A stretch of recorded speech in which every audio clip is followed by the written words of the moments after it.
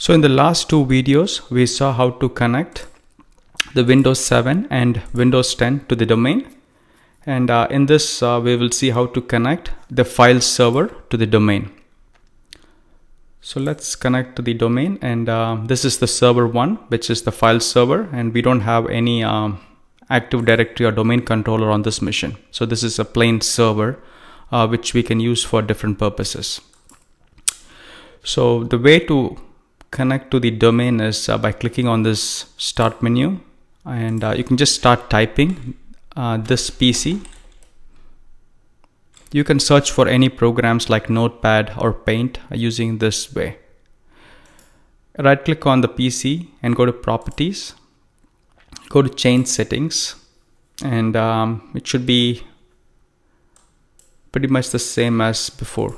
Go to Domain and click xclaris.com.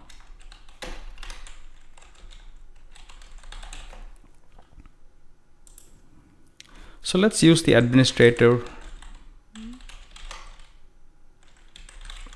username and password.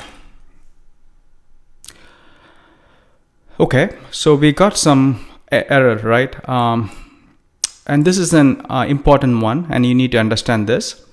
If you remember, we exported before promoting this DC to a domain controller, we promoted this and added a role called Active Directory Domain Services, and then we did that, right? And so we imported, we created this file server by importing those files, and we didn't have to install the server. So whenever you do that on any servers or even on any client systems like Windows 7 or Windows 10, you need to do something called Sysprep, so which tells the system to make it clean or create a unique ID for this particular machine. And don't worry too much into the details at this time. Just follow like what I'm doing and you should be good to go. So go back to the machine here, Windows, which is the file server, cancel out. And you are looking for a tool called Sysprep. And we may have to find the path, and it is not there in this path. So if we cd C Windows directory and then system32 directory, and if you go to Sysprep,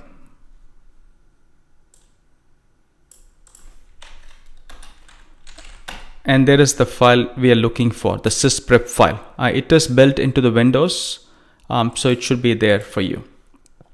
All you have to do is just run the Sysprep program just in the command line, and you're going to get this pop-up window. So all you have to do is click on Generalize, and then you don't have to change anything, and you can just click OK. This is going to make the system clean as if we installed the system from scratch. So give it a couple of minutes while it does its job. We may have to reboot the system. So let me pause the video for now. Okay, it automatically restarting now. Okay, it brought me to this screen. I'm going to close it just for the resolution. Let me go to full screen and see if that helps. Okay, so you have to just say next, and then it is asking for the product key. Let's skip for now, and you can say accept, and you have to type in the login name, password.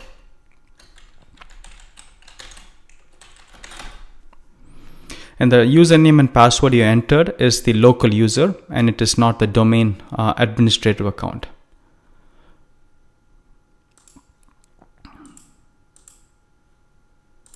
Again, this is the local username and password.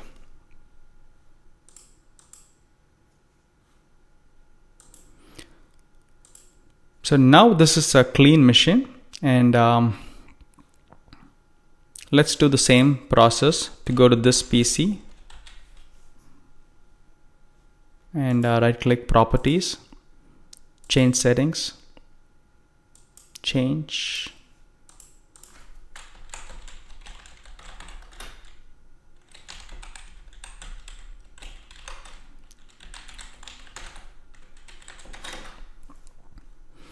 Okay, so now we finally got it. So we got an issue, but we now know how to bypass that issue. So whenever you clone a system and import it from other images, you have to do the Sysprep to make the system clean. It's going to restart the system, but I'm going to leave that up to you to log on again and then check the who am I and all those other good stuff. So before we quit, let's go to the domain controller and check one thing. So now that we have 3 systems in domain, our domain controller should know about all those 3 systems. So if we go to Tools, Active Directory Users and Computers,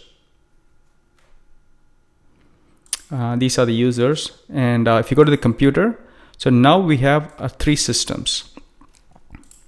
We forgot to do one thing, and let's go ahead and do that one. We'll change the system name here so it is more something we can easily look it up when we need it. So let's go back to the server again, and restart later, and let's change settings to rename this computer, change, and let's call it server 1.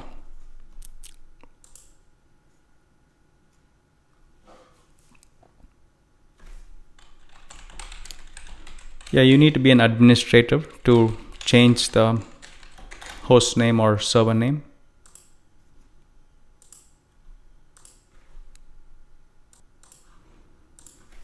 Okay.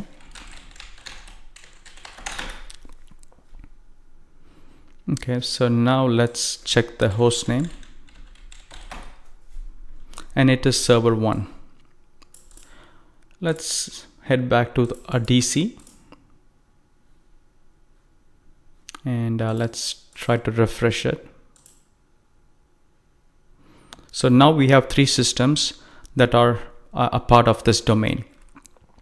And the good thing now is, since all these systems are in a domain, we can push GPO policies from one place, and you can enforce this on all those other systems. So we can change like screensavers, we can change the password complexities, we can add local users, and we can do a lot of fun things. And once we are done with some more basic stuff, I will show you how to create those GPO policies. In the next video, I will show you how to export all these virtual machines so that we have a backup, and so we don't have to go through the same process for if you want to use this same images on a different system, or if your machine restarts. It's good to have a backup so that you can bring back the same environment with less time.